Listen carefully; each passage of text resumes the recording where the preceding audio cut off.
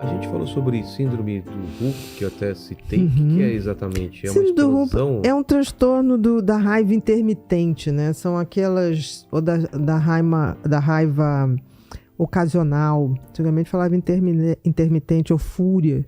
São pessoas que são pessoas boas, predominam em homens, mas são pessoas boas, assim, de boa, mas que do nada eles fazem caiu essa jujuba no lugar errado. Isso é a Cara, pior aquilo coisa do mundo pra ele. deflagra um falar, não necessariamente bater, não. É mais uma coisa de fala.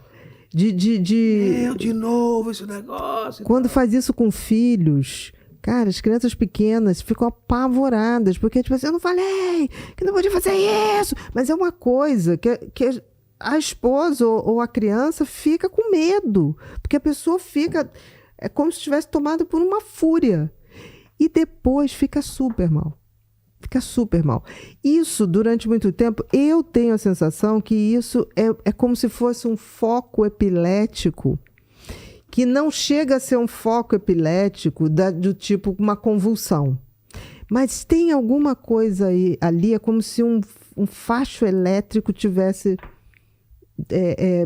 caído no lugar errado, num caminho errado. Porque quem tem a síndrome de Hulk, você precisa ver depois, as pessoas choram. E falam, eu não sei, vai subindo. Uma das grandes coisas que a gente faz com essas pessoas é usar anticonvulsivante. E funciona. Mesmo? Exatamente. Mas ela não sabe quando ela vai ter isso. Por isso que a gente mantém. Ah, tá. Você dá um anticonvulsivante, e os anticonvulsivantes têm uma coisa boa que eles podem ser dosados na corrente sanguínea. Então você dá ele tem uma faixa terapêutica. Você dosa para saber se ele está se mantendo para não ter esse tipo de explosão. Porque é do nada. E as pessoas que te procuram, normalmente porque outras pessoas não aguentavam essas explosões. Não aguentavam, mas exatamente. Geralmente os filhos, geralmente a esposa. E aí, quando a pessoa conversa, você vê uma pessoa ali... Mas assim, de não conseguir 2, 3 dias depois... O que aconteceu comigo, é mais ou menos isso. E é verdadeiro. Não é aquela coisa para ganhar atenção. É uma vergonha que não consegue falar. Assim, com as pessoas, não consegue. Ou então começa, oi filho, quer a bicicleta? Vamos antecipar o presente de Natal, do seu aniversário. Depois. E não consegue nem tocar no assunto, porque tipo assim, eu vou justificar o quê? É injustificável o que eu fiz.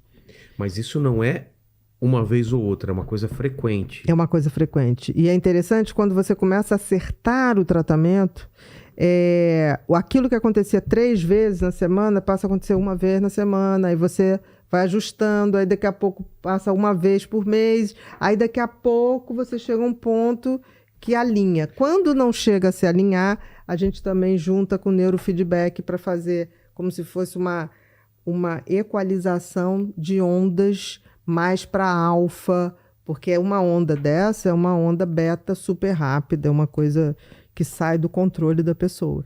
Mas não é uma coisa que a pessoa sabe qual é o gatilho e você evita aquele gatilho. Não. Pode ser qualquer coisa. Porque assim, não é uma coisa extraordinária, não é. É porque a pessoa não gosta de ir num lugar muito cheio. A pessoa só diz o seguinte, que ela vai percebendo que tá diferente. Mas esse diferente, não aconteceu nada diferente. É como se ela ficasse mais hipersensível, assim. Ah, tá. Vai dando